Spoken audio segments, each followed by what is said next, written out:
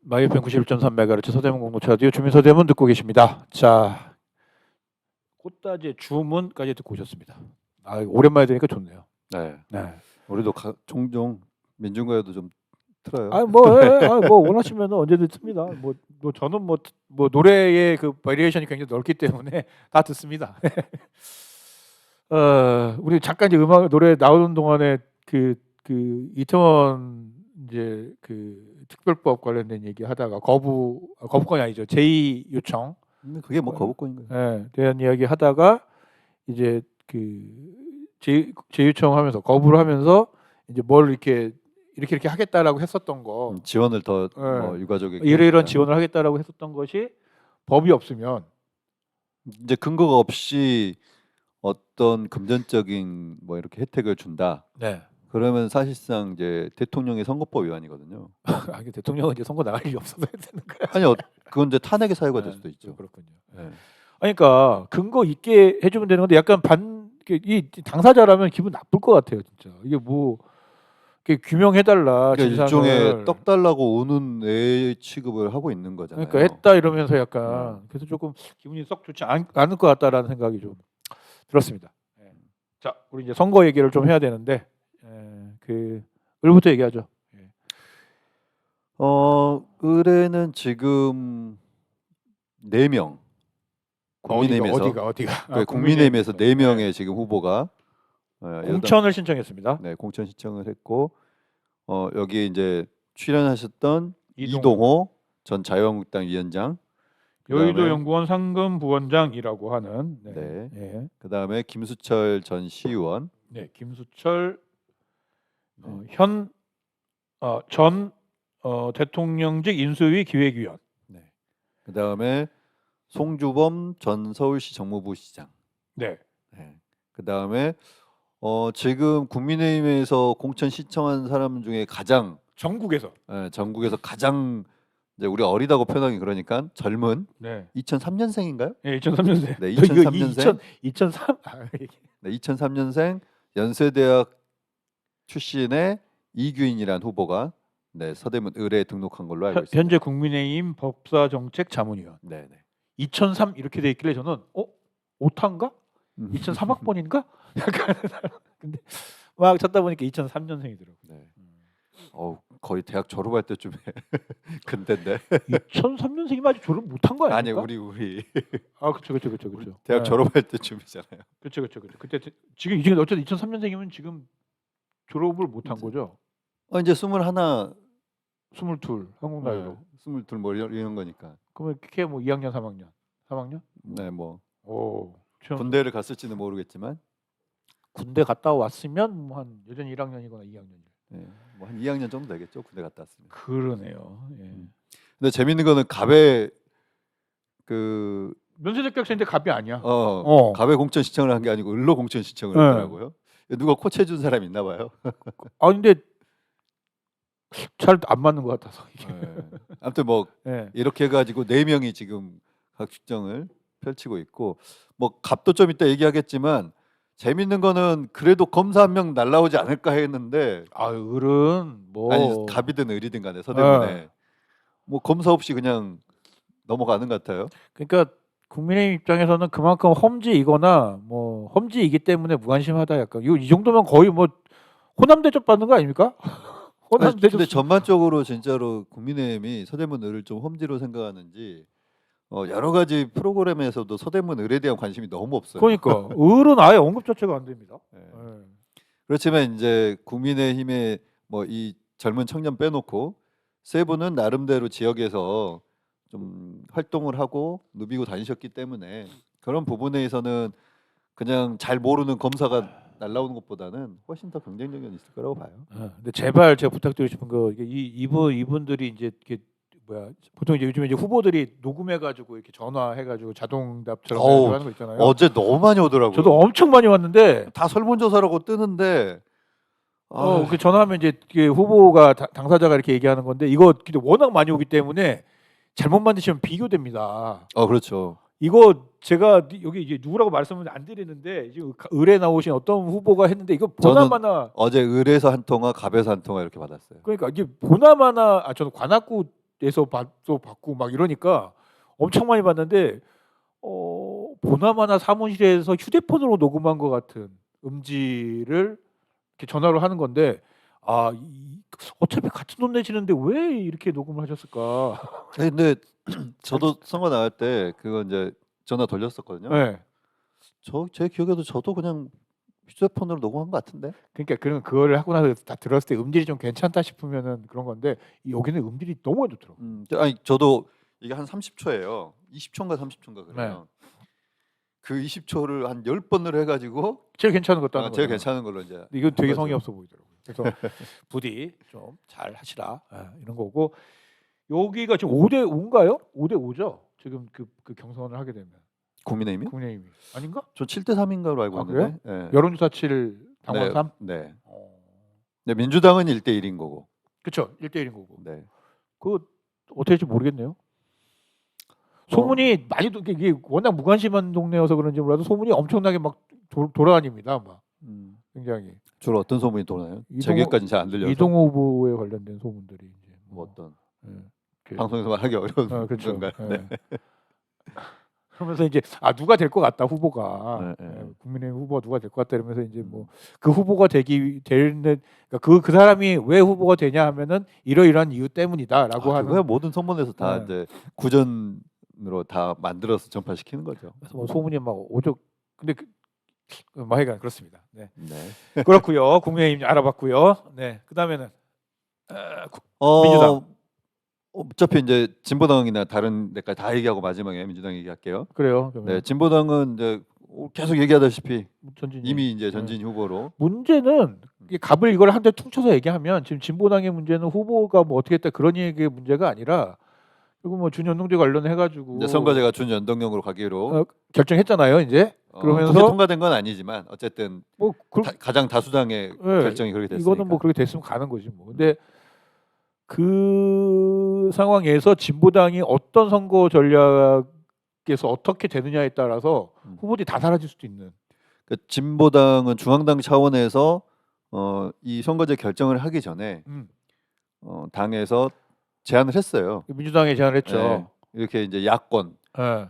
반 윤석열을 전선으로 하는 그런 이제 비례연합 전선을 펼치자. 플랫폼을 뭐 진보당으로 해달라. 뭐 약간 이렇게도 얘기했었던 걸로 기억합니다. 그것까지는 제가 모르겠는데 어쨌든 여기에는 반 윤석열 전선이라고 하는 것에는 비례 지역을 다 포함해서. 그러니까. 네. 근데 그렇게 되는 상황이 만약에 이게 뭐 어쨌든 협상은 뭐 아무도 모릅니다. 빅텐트 보십시오. 뭐 개혁신당하고 이렇게 빅텐트 뭐 된다 했는데 결국 안 되기도 하고 뭐 이런 거 보시면은 아시다시피 안 될 가능성도 있는 거지만 어쨌든 그런 것들이 지금 뭐 제한 등등등생 사항들이 어떻게 되냐에 따라서 사실은 이제 후보들이 뭐 1년 넘게 활동했던 후보들이 사실 수도 있다. 약간 이거는 뭐 그러니까 진보당 같은 경우는 그 이전부터 이게 선거연대 전략에서는 되게 유연한 정치 조직 중에 그쵸, 하나였기 그쵸. 때문에 엄청 유연하죠. 네, 너무 유연해.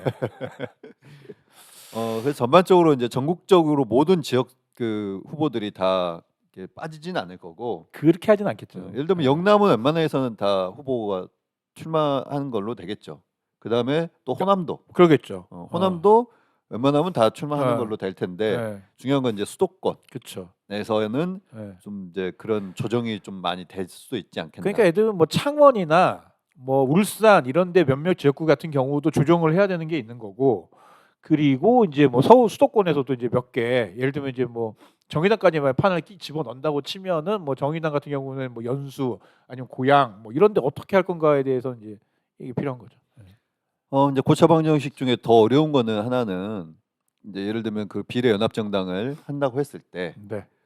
진보당은 의지는 있는데 그 구성하는 사람들 이거 뭐 네. 꼭 민주당만 있는 것도 아니고 네. 다른 이제 뭐 사회민주당, 기본소득당, 뭐 열린민주당 또 뭐 이런 여러 가지 또 당이 만들 수 있잖아요. 몰라 너무 많아. 근데 이런 쪽에서 진보당의 참여를 어떻게 이제 받을 건가 받을 거냐 말 거냐. 아, 그치. 그다음에 이제 또 녹색 정의당은 여기에 들어올 거냐 말 거냐. 뭐 지난주에 또 뭐 심상정 의원이 모 방송에 나와가지고 모 방송이라 모 유튜브에 나오셔가지고 고민을 할 수 있다 열어둔다 뭐 이렇게 해가지고 갑자기 약간 왜냐하면 이제 지금 이제 녹색 정의당 대표가 됐잖아요. 정의당의 비상대책위원장에서 그건 김준우 김준우 대표. 이제 비대위원장이 이제 대표가 됐잖아요. 네. 제가 알기로는 김준우 대표는 전에 민주당에게 예. 준연동형을 하자. 그런데 뭐 이제 연동되지 않는 음. 병립이 47석에서 한 13석, 14석 정도를 그렇게 예. 정하고 예. 연동형을 13석인가 14석인가 이렇게 하자고 제안도 했다고 제가 알고 있어요. 그 맞아요. 예.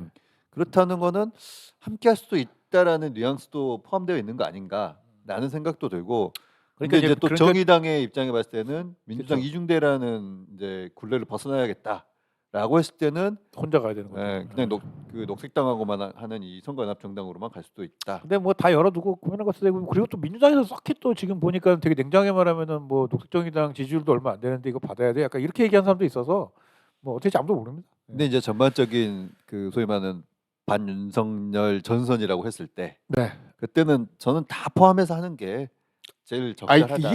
이게 되게 이상적이죠 그거. 음. 굉장히 이상적이고 뭐 그 틀린 말이 아닌데 이제 이 상황에서 예를 들면 뭐 진보당 같은 경우에 어떤 진보당의 이제 과거의 어떤 그런 거, 뭐 정의당 같은 경우도 뭐 소위 말하는 뭐 여러 가지 뭐 이런 속에서 뭐 정의당이 사실은 지금에 가지고 있는 지지율에 비해서 생각보다 그 더 많은 파일을 요구한다랄지 뭐 이렇게 됐을 때 어떻게 할 것인가에 대한 문제를 다 테이블에 다 올려놓고 이제 얘기를 해야 되는 상황인 거죠. 근데 이제 네.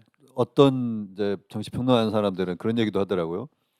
그 새로운 미래가 만일 이 비례연합 정당에 민주당이 주도하는 네. 여기에 들어온다고 했을 때 어떻게 할 거냐라고 묻기도 하던데 들어오겠다고 할까? 아직 그 말이죠. 네. 설마 들어오겠다고 하겠어요. 그러니까 반윤석열 전선에는 공감은 하겠지만 네. 그렇다고 해서 들어오기까지는 좀 어려울 것 같아요. 뭐 그 개혁신당도 안 들어올 거고. 격신당 뭐 당연히 안 들어오겠죠. 네. 그러니까 뭐 그렇습니다. 그래서 뭐 그런 거고 언제 이제 민주당 얘기를 할까요? 이제 민주당은 이제 발표를 했어요. 1차 공천 이제 뭐 경선 지역을 네. 그 중에 2월 6일 날 발표했죠. 네. 예. 그 중에 서대문 을이 네. 경선 지역으로 확정이 됐습니다. 네. 경선은 김영호 의원, 현 의원, 네. 그리고 문석진 전 서대문 서대문구청장. 구청장. 이렇게 두 분이 경선하는 걸로. 이 얘기는 20% 이하로였던 얘기죠. 원래 이제 당에서 점수 매기는 거에서 30점 이상 차이가 나거나 30점 이상 차이 나기는 제가 볼 땐 그건 거의 그건 뭐, 어렵죠. 예, 네, 그러니까. 그건 어렵고 이제 적합도 조사를 저번에 한번 돌렸잖아요. 네. 이 적합도 조사에서 20% 이상 후보들 간에 근데 여기 원래 한 명이 더 끼어 있었잖아요. 그렇죠. 그래서 뭐 이제 이렇게 전체적으로 봤을 때 20% 이상 차이 나면은 거기는 이제 또 경쟁력이 이제 현저하게 떨어진다고 볼 수 있기 때문에 그렇죠. 단수로 그냥 추천하죠. 그럴 수도 있는데 뭐 그런 정도까지는 아니었던 것 같고 그리고 뭐 이제 3선을 했던 구청장이었기 때문에 그런 것도 고려는 했겠죠. 그러겠죠. 그러니까 적합도 조사 결과를 모르기 때문에 적합도 조사는 안 날려준다면서요 결과를요. 그러니까 어. 이런 정도의 분석밖에 못 하는 거예요. 그러니까 이거 보니까는 국민의힘도 안 알려주고 원래 국민의힘도 이렇게 해가지고 뭐 떨어졌는데 뭐 몇 퍼센트로 제가 몇 퍼센트 받아서 떨어졌어요 그런 얘기 안 해준다 하더라고요. 민주당도 그렇고. 그렇죠. 예. 그렇다고 합니다. 그래서 이게 지금 뭐 2월 15일부터인가요? 16일부터 하죠. 예. 그래서 이제 지금 당원들 50% 그다음에 여론조사. 여론조사 50%를 해가지고 2월 19일 요 근방에 해가지고 마무리돼서 그쯤 되면은 이제 민주당의 서대문을 최종 후보가 결정됩니다. 네. 그래서 이제 아마 지금 한 이제 10일 정도 특히 이제 설 끼어서 요 사이에 두 후보들 간에 굉장히 이제 많은 연락도 하고 뭐 이런 게 이제 여러분 전화 많이 받을 거란 얘기죠. 네. 꼭 많이 받았을 겁니다 이미. 근데 여기서 이제 또 재밌는 거는 역선택도 국민의힘이나 이런 쪽에서 할 수 있죠. 할 수 있는데 제가 보기에는 뭐 두 후보다 국민의힘이 누구를 역선택하기도 참 애매할 걸로 보여지긴 해요. 그렇긴 해요. 누가 됐든 뭐 약자가 아니라서 뭐 누가 더 약할 것 같아서 그 사람을 뽑는다 이것도 뭐 말이 안 되는 상황인 것 같습니다. 김용호 의원도 그냥 여기서 3선 도전하는 게 아니라 그 전에 국회의원 선거를 나왔던 이게 있고 문석진 전 청장 같은 경우도 민주당 구청장 후보로만 또 5번 출마했던 그게 있기 때문에 뭐 인지도나 이런 거에 있어서는 두 분 다 이렇게 높기 때문에 역선택을 하기는 상당히 뭐 애매하다라고 보여지긴 합니다. 네, 알겠습니다. 어쨌든 이런 이제 전화가 혹은 본인한테 이제 올 수도 있기 때문에 많이 관심 가져주시고 해주시면 좋을 것 같겠다라는 얘기 드리면서 갑을 서대문 을 이야기는 여기까지 하고요. 네. 이제 노래 한 곡 듣고 갑 이야기 할 건데 노래는 지난 1월 31일이 서태지와 아이들의 은퇴한 날이었습니다. 네, 요즘 누구 때문에 X세대가 굉장히 소환이 많이 되고 있는데 심지어 그 당시에 서태지와 아이들의 숙소가 연희동에 있어가지고 그렇죠. 연희동이 난리가 났었죠. 네. 이거에 대해서는 저희가 또 이렇게 서대문 역사기행에서 다뤘습니다. 네. 네, 한번 보시면 좋을 것 같고요. 하여가 서태지와 아이들 하여가 듣고요. 그다음에 서대문 갑에 대한 이야기 나누도록 하겠습니다.